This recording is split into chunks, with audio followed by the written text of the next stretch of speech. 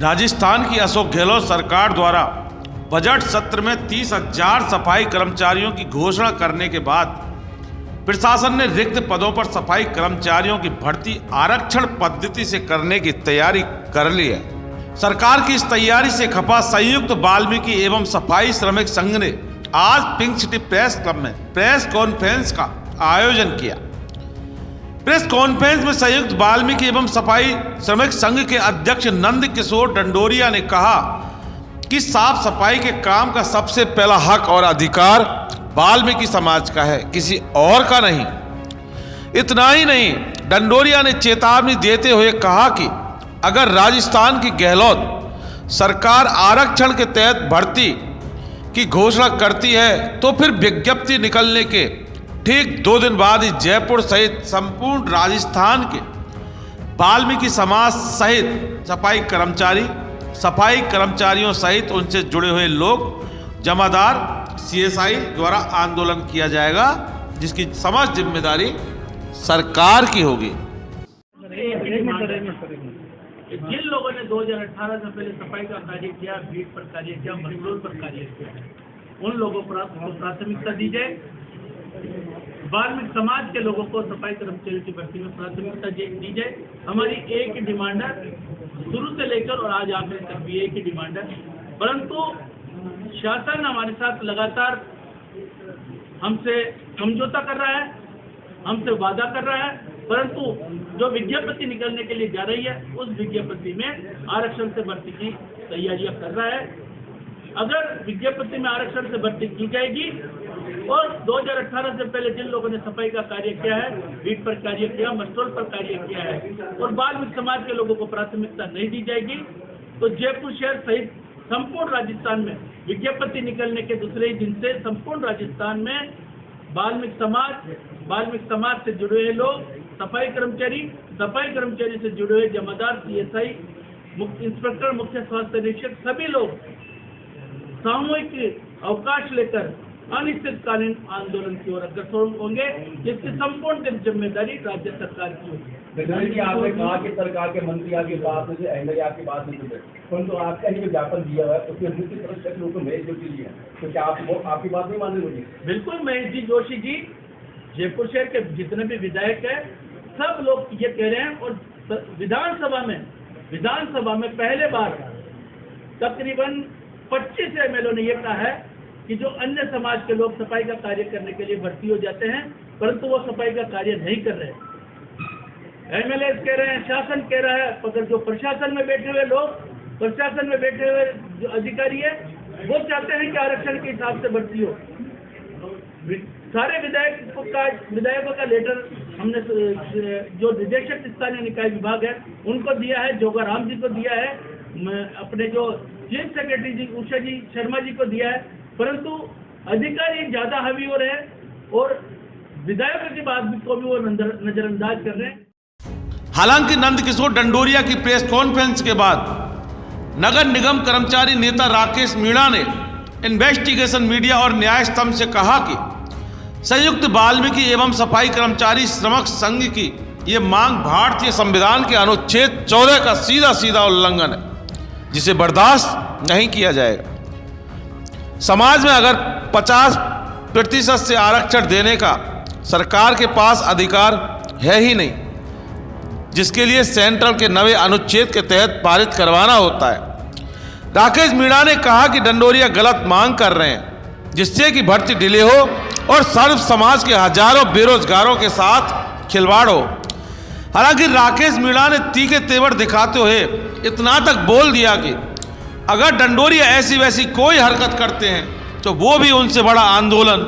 करने के लिए तैयार हैं।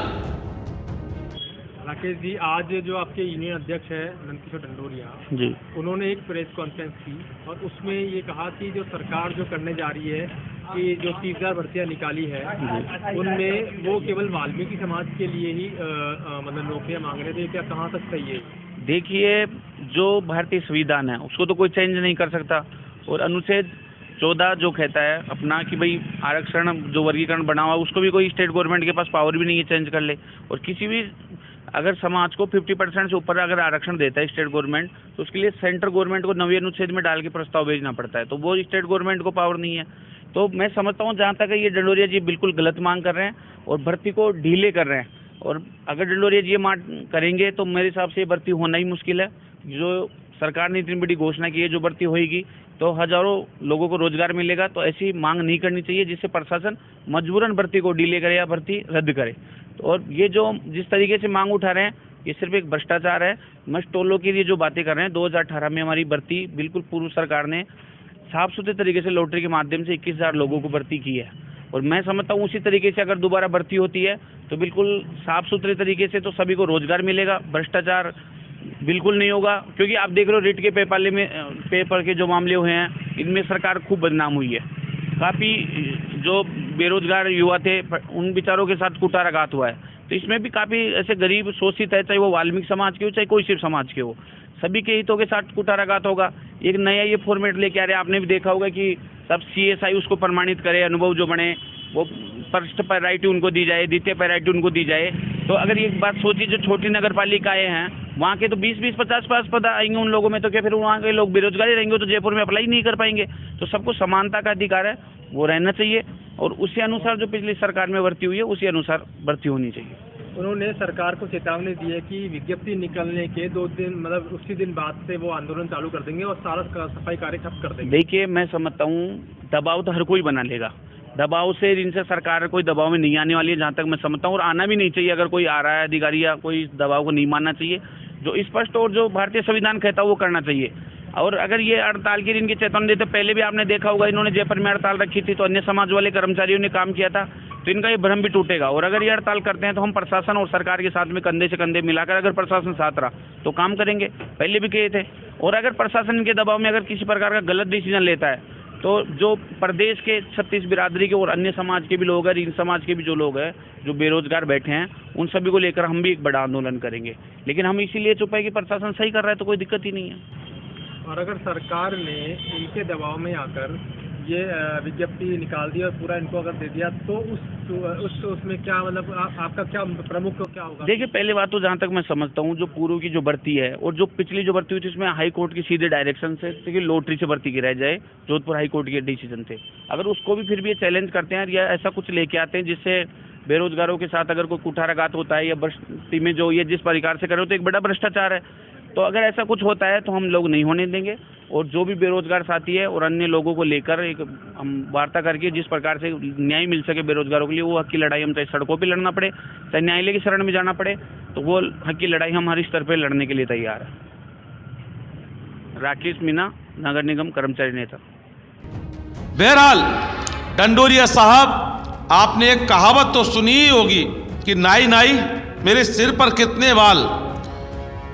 देखता रहे जजमान सब सामने आ जाएंगे। आपका आंदोलन भी सामने आएगा और जयपुर सहित संपूर्ण राजस्थान की साफ सफाई भी सामने आएगी, क्योंकि ये राजस्थान के अशोक गहलोत की सरकार है, और गहलोत सरकार आपकी धमकियों से नहीं बल्कि बाबा साहब भीमराव अंबेडकर के संविधान से चलते हैं। इन्वेस्टिगेशन मीडिया और न्याय स्तंभ के लिए मतीश पारिक के साथ जितेंद्र शर्मा की रिपोर्ट।